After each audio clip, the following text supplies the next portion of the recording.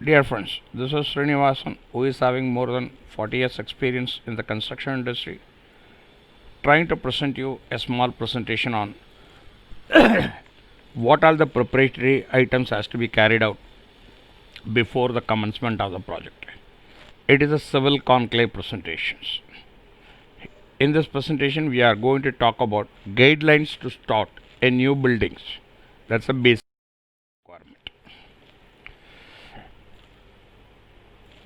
A lion's share of development ventures are deferred because of abundant consumption than the accessed financial plan and keeping in mind that ailing in quality.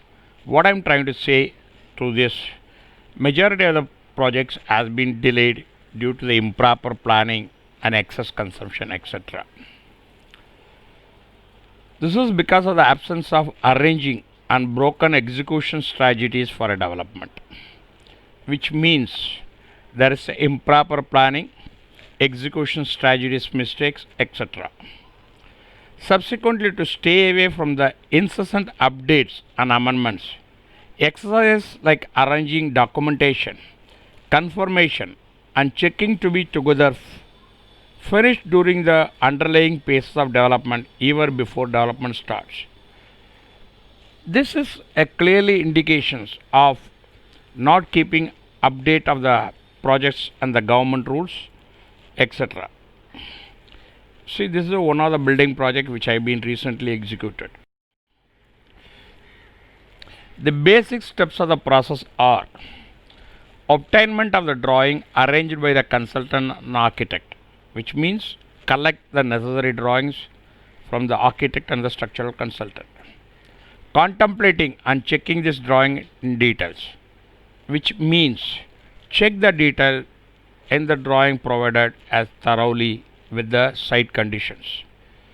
Arrangement of the necessary staff marking limits at the site.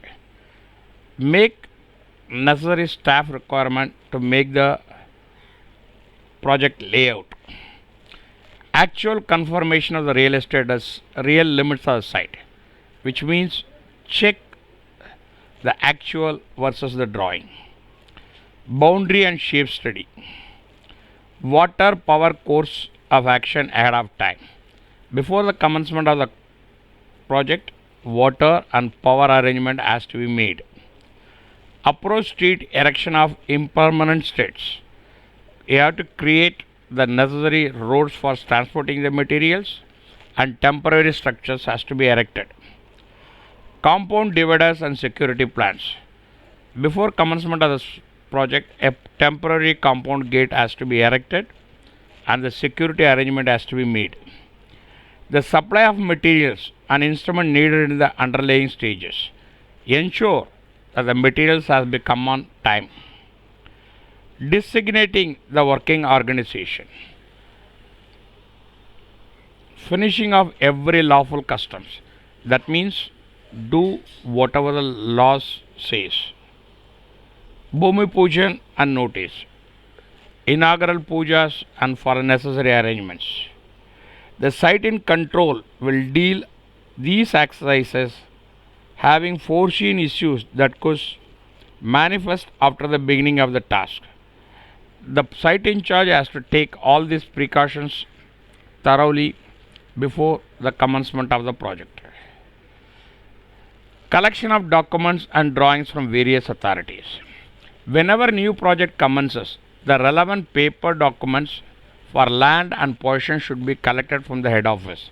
It is the responsibility of the site engineer to collect necessary documentation from the head office to keep it in the site office. The project engineer is responsible for the initial development of the project. He should possess sufficient information about the project. To begin with, he should collect Xerox copies of the following documents for land in question to avoid a dispute. This indicates a project in charge should have the sufficient information of the project, how many buildings is going to be constructed, what is the storages, what is the number of stores, etc., etc. For this, you should collect all the copies of the documents for land to avoid any disputes which arises at site. 7-toll extract copy, agreement copy between the landlord and the builder, demarcation drawing copy from the DLR's office, copy of the notice given by the legal advisor to local newspaper about the project, copy of the power of attorney issued by the owner, if copy of the layout plan showing boundaries of the plat from the concerned architect, copy of the non-agricultural certificates. These documents prove very useful on the site while commencing the project to avoid any dispute of land with adjacent plat holder, government authorities, or even the landowner. These documents will help the project engineer to avoid or face adjoining property owners, government authorities, etc. All the drawings of the project should be at site before starting the work. The architect should give all the drawings, including the layout drawings, well before the starting of the project, except any revisions in the drawing. A list of drawing with the required detail has to be at the site. The site engineer should prepare the list of the drawings required from time to time. He should collect the drawings from the concerned consultant architect, duly stamped and signed by the chief engineer or higher authorities, and approval for working at site. Preparation of building construction at site. Cleaning the site and leveling. See, this is a photograph of the site cleaning. Before starting any work on the site, the land should be cleaned. Unwanted trees, bushes should be cut down so that the demarcation can be done. If large trees create an obstruction to the proposed building or structure, written permission should be obtained from the corporation for cutting them down. Any undulation of soil heaps on the premises should be leveled using any suitable machinery. Boundaries marking. Before the commencing of the work on site, the project engineer should demand security services. A small temporary shed using GI sheet should be erected at a location nearest to the proposed entrance of the project. This shed can be used for storing and staking all tools required in the initial stage of the construction, in addition to reports, office files, etc. See, this is a plan which is indicating the demarcation of the project. Demarcation. Survey for actual demarcation should be done with a reference of the existing boundaries. During this survey, all existing services such as exiting wells, bore well, nearby nala, electrical poles, high tension line, trees, etc. should be shown in the drawing. Demarcation drawing prepared in the office should be based on the field survey. Comparison of all drawings, that is DLR's demarcation, architect drawings, and the actual demarcation drawing prepared at the site can be done by superimposing all the three drawings. All major discrepancies should be reported to the HO. This will facilitate the necessary decision making for any changes to be incorporated in the initial stage. Architect should visit the site and inspect the said changes. This will help finalizing the revised demarcation. Based on this revised final demarcated drawing, the architect will prepare the final layout of the building and guidelines to start a new building. Contour survey. The detailed procedure of the contour surveys is explained. Contour survey means surveying the actual level, that is ups and downs of the plot. This survey can be done with a total station, dumpy level, etc. Fix the permanent benchmark with reference to the main road, approach road on existing main drainage chambers. The site engineer had to decide the grid interval as a 3 meters or 6 meters according to the plot conditions. Grid interval depend upon the plot condition for plain ground, for sloping ground, for steep ground, hilly areas, etc. The data thus collected, levels and interval distance used by the site engineer to prepare the contour map. Importance of the contour map for quantity survey and intimation, estimation for cutting and filling, to decide the height of the compound wall, fixing the plinth level of the all building with respect to the drainages, nala, water lines, disposal of rainwater, etc. For estimation of the whole project. This is the image of the contour survey drawing. Approach roads and temporary structure, water storage and other structures. Approach road and internal roads are very important for the vehicular movement. The side boundaries of the approach road should be marked with a lime powder and guard stone. These side boundaries of internal roads should be marked with a lime powder or a steel rods. Internal road distribution should be as per the sanctioned layout plan. WM roads should be constructed well in advance to avoid the possibilities of formation and accumulation of the mud on the road during monsoon. This will ensure that the work will progress undisturbed and the material can be staked easily. Hoardings, guiding boards with arrow signs and tree guards with plants should be provided on the approach road as well as the main road. Planning on the approach road and other structure should be done in advance as per the sanctioned building.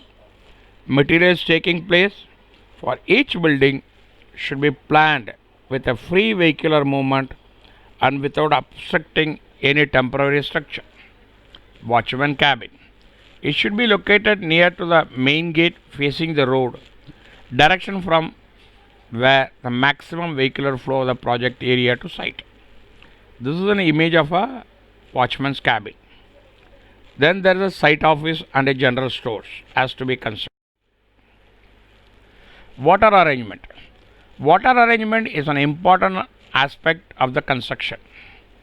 In case of insufficient water from the corporation, open well, drilling bore well is advisable. The number of bore well depend upon the requirement of the water for the completion of the project. See, this is the image of how the bore well has been driven. The engineer should know the requirements of the pump as it depends upon the horizontal and vertical growth of the project. An extra pump should be installed over the temporary water storage tank for water needed for construction curing purposes. The selection of pump capacity should be done considering other construction activities going to be involved in the project.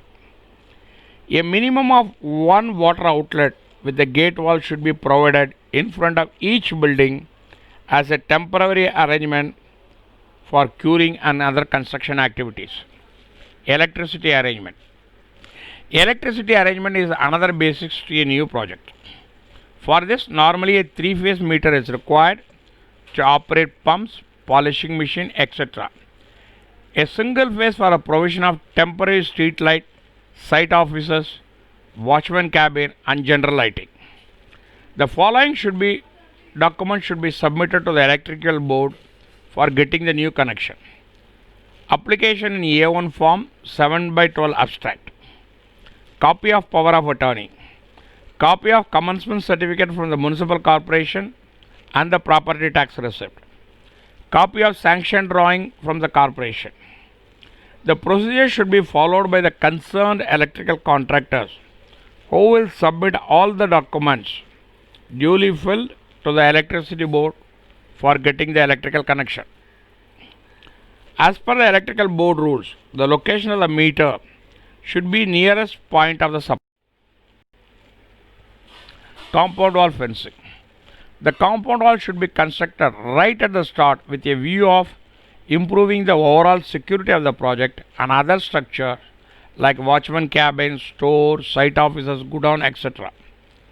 For the construction of the compound wall at the gate, a drawing should be issued by the architect, and the construction of the compound wall begins after approval of the drawing. At the same time, if provision for compound wall, even part of the area opposite the shopping plaza, then at least a chain link fencing over the MS angle should be constructed for security purposes. Gate. The main gate and two wicket gates to be provided. A single entry point to the project helps to avoid theft, check the outgoing and incoming materials, control site staff timing restriction, and visitors customers entries.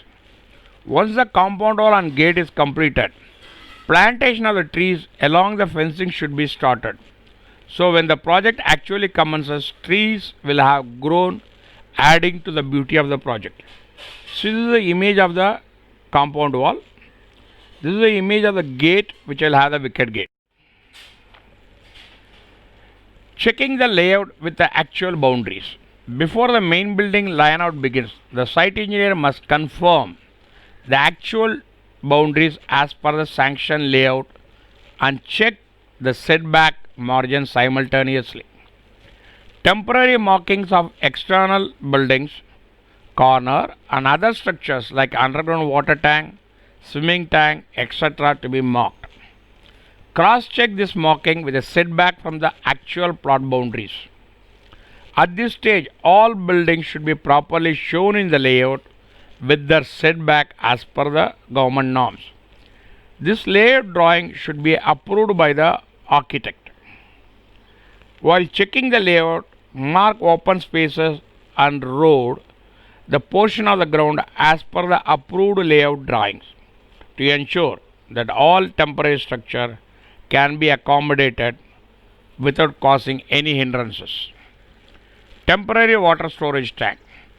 Tank should be located centrally at a suitable place nearest to all buildings to minimize the length of the pipe and leakage as well as head losses at the time of curing. Pipeline network should not disturb the temporary roads. This is an image of the temporary water storage tank. Other structure. Steel yards and miscellaneous godown. Steel yards should be sufficiently wide for arrivals and departure of the trucks. Temporary steel yard should be covered with a GI sheet supported by a vertical post 2.5 meter height around the yard so that unauthorized persons entry can be restricted. See, this is the image of the steel yard at one of my project. Cement godown. Cement godown should be centrally located near the building without obstructing the proposed permanent structure. The flooring of the cement godown should be raised minimum 45 cm above the existing ground to avoid any water flooding in the monsoon and finish with the IPS flooring. It should be 100% waterproof with a minimum openings. It should have sufficient capacity to store 400 to 600 bags at the one go. So this is the image of the cement godown. This is the image of how the cement has been staked at the labor housing and sanitation. It is mandatory to provide a hygienic accommodation and utilities for the laborers to give a good productivity and keep them in a good health. It should be located on the backside of the project with access to the approach to the construction area. See, this is the methodology of constructing the labor hutments.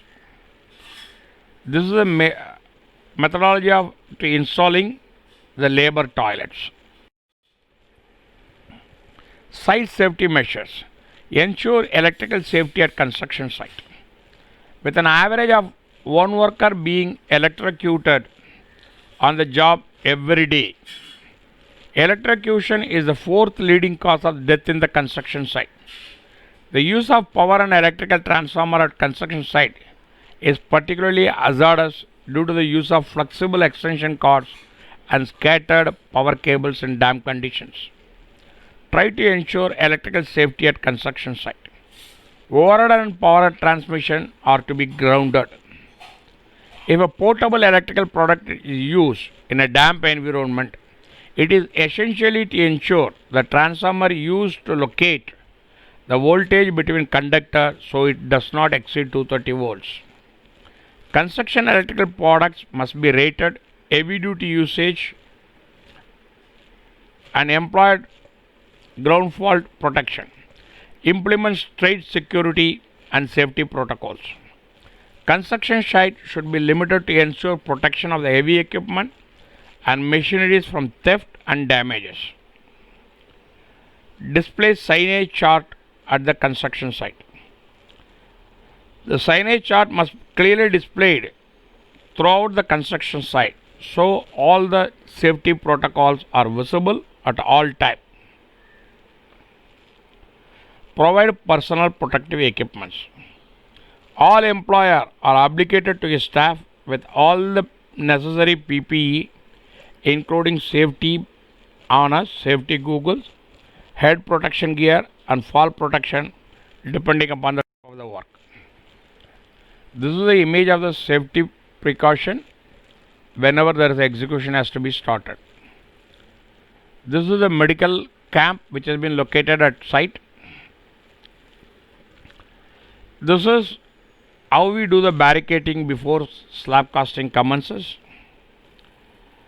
This is a dust removal arrangement. Safety signages has been displayed all over the project at different locations.